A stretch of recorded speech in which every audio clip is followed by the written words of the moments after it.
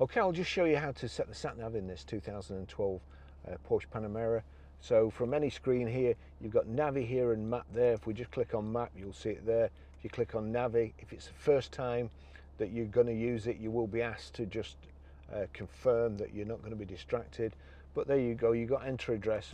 If I just enter address there, it's touch screen. So click on Enter Address, you've got town and postcode. That's what we want, town and postcode. And then we're Grosvenor Garage, Chorley Road. No, we're not. We've moved. We're Grosvenor Garage, Blackburn Road, Howalton, Preston, P, R. Now we want the numbers. So you've got A, B, and C, and 1, 2, 3 here. So we click onto 1, 2, 3.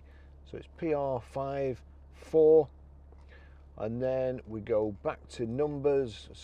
Sorry, we go back to letters. E, A.